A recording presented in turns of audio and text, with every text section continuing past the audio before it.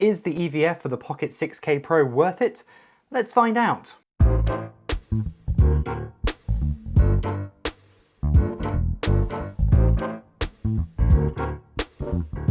Hello, my name is Jonathan Palfrey and welcome back to my channel.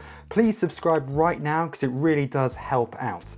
So today we're going to be looking at the Blackmagic Pocket 6K Pro EVF. So this is the optional EVF you can purchase for the Pocket 6K Pro.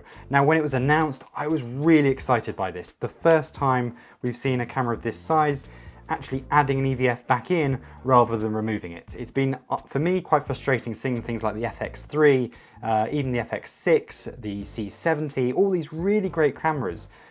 Personally, I feel are hampered by the fact that they don't have EVFs. And the reason for that is because of their size. When they're that small, I think you need that extra point of contact so you don't get that kind of small jitter. So, is it important? Is it something that you need if you're going to buy a Pocket 6K Pro? Now, there does seem to be a generational divide when it comes to using an EVF. It seems like people who are over 30 prefer an EVF, while people under 30 actually prefer just to use a top monitor. I'm 30 years old, so I seem to sit on that sort of transition point where people switch from one to the other. If you follow people like Philip Bloom or the News Shooter channel, they absolutely love EVFs. They always go on about them and how they wish that they were on every single camera. And when it comes to EVFs, I'm sort of with them. I do like that point of contact, and I like the fact you can sort of focus on the screen, not worrying about glare and reflections, and it just helps, I think, with filmmaking. I started out by using cameras such as the Sony Z1, for example, and the EX1. So I was quite used to always using a viewfinder because they had terrible LCD screens on those cameras. So I guess it just is part of how you've got used to using a camera.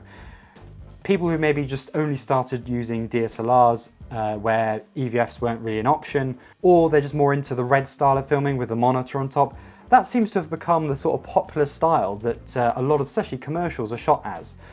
And there's no really wrong or right answer with it. A lot of people say that not having a viewfinder means you end up shooting from the hip for sort of balance and you end up looking up.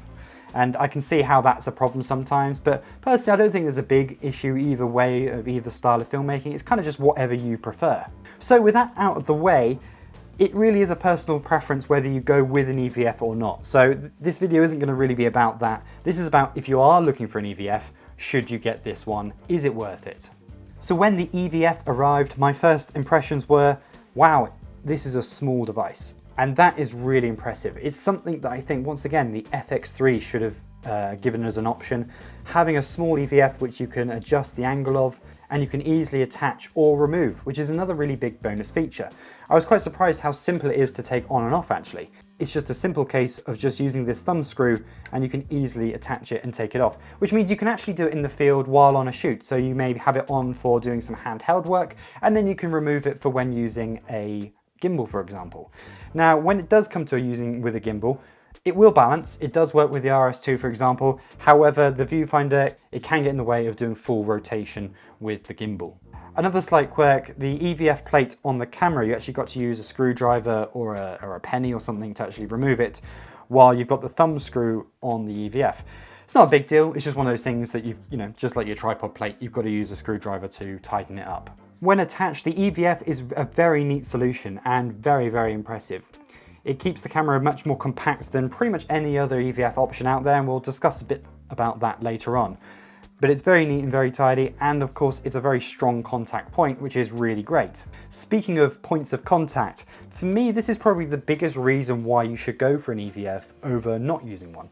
It just gives you, like when you're using a mirrorless camera, that slightly steadier shot, and especially useful when using cameras that don't have IS. The only negative with the exterior of this viewfinder is the eye cups. Now it comes with 4 different eye cups, a left and a right large eye cup, and then 2 smaller eye cups with slightly different lip designs. The small ones actually stay on really well. They're strong and they hold in place really nicely. The larger ones though do fall off really easy, and this isn't a unique problem to this viewfinder. I've had that issue with many other viewfinders in the past, but it is still annoying that they do come off quite easily. Especially when you're putting them in a bag and taking them out again. It's kind of fine if you're just out filming all day, but certainly if you're going to be taking the camera in and out of a bag quickly all day, then I think the smaller eye cups work better.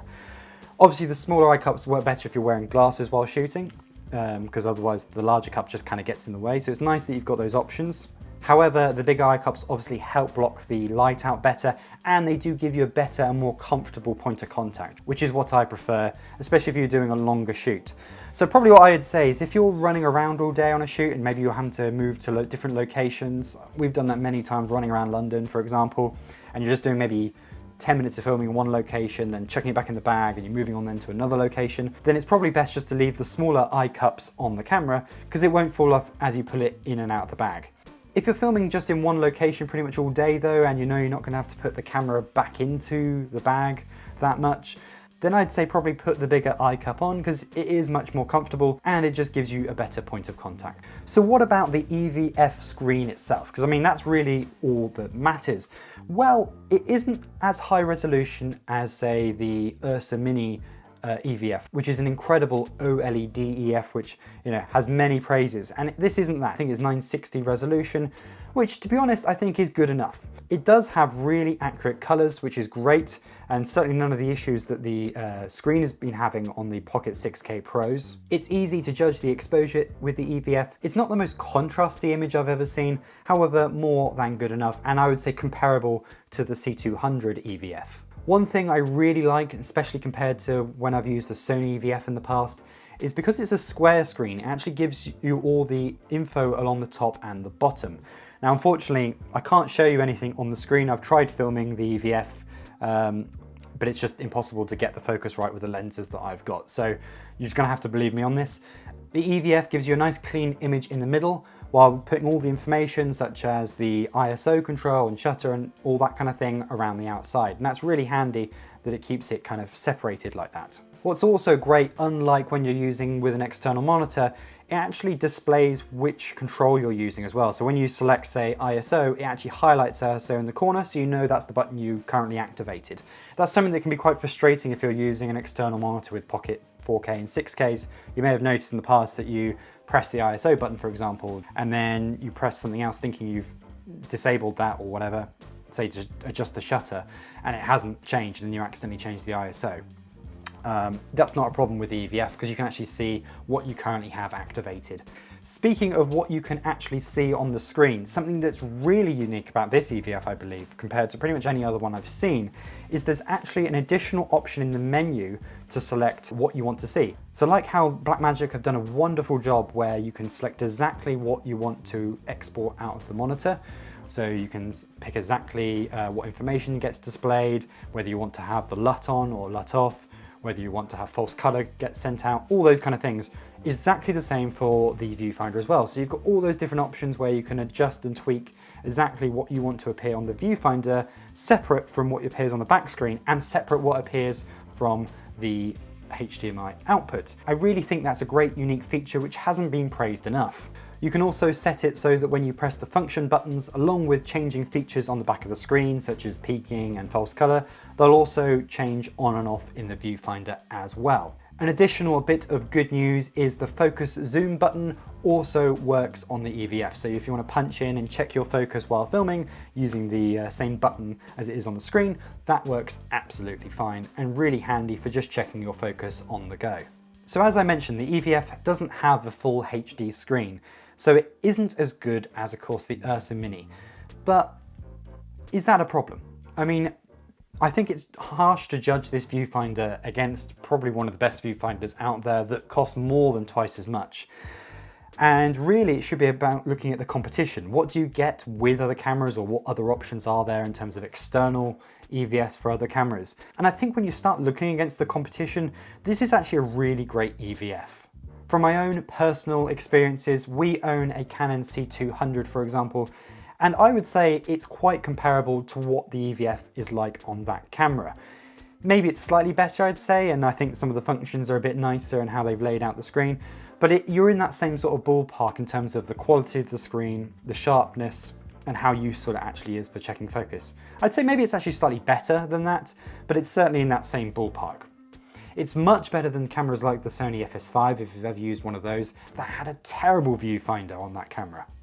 Now, if you're coming from a mirrorless background, say using the Canon EOS R or the Sony A7 series, it isn't as good as them. And this is one frustration with all manufacturers.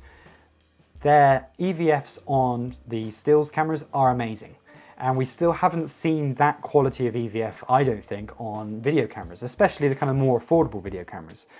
Unfortunately, it isn't quite that good. It doesn't seem to have that kind of contrast and sharpness that you get. But when compared to video cameras, I'd say this is as good as others in the similar price bracket. Of course, the other option is to go for an external EVF. And there are advantages to that. Obviously, it will work with any camera and you can mount it in different positions. I know some people are saying that the EVF is all well and good having it on the back like a mirrorless camera. However, if you're rigging the camera up, that's then in the wrong position. If you want to put a battery plate here, it's going to be hard to use that EVF and you'd rather have it on the side. And that's a fair argument actually, and maybe in those scenarios an external EVF would be a better option.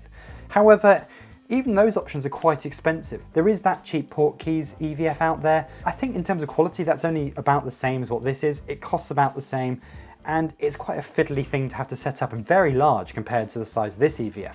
So that's fine if you want to build a big rig, but if you want something small and compact, this is hard to beat. I've also found when I've used external EVFs in the past, the point of contact doesn't work as well because of all the rigging, things often come loose and you end up actually fighting against it more than actually using it to help you balance the camera. Of course, there's the more expensive Portkeys EVF out there and I've heard great things about that. But once again, it's a lot more expensive and similar like the Zacuto, once again, amazing option, but a lot more expensive, requires external power, rigging and all that. In summary then, is this EVF worth buying? Well, I think so. I think if you've got a Pocket 6K Pro, I think there's many cases where when you're running around doing a lot of handheld work, this keeps the camera really compact and works really well. I think it is sharp enough for checking focus, it's great for checking exposure and color and things like that. And most importantly, it just gives you that extra point of contact, which just adds that extra stability when you're filming. If you've never really been a fan of using EVFs or you've never used one before, perhaps maybe get the camera first, see how you are with it. I mean, with a flippy screen now, it's much more functional than it ever used to be, and see whether you really do need that EVF. One thing I think they could probably add, and I wouldn't be surprised if it's a feature that comes in the future, is to actually have an extension cable for the plug, which would maybe mean you could actually attach the viewfinder in different places and rig it up in different ways. If they were to do that, that'd be an amazing addition to this EVF. So I hope you've enjoyed this very long review of a EVF. I think it's been worth discussing and hopefully it will help you guys decide whether you want to buy one or not. Please subscribe to the channel because once again, it really does help me out. Thank you once again very much for watching and I'll see you next time. Goodbye.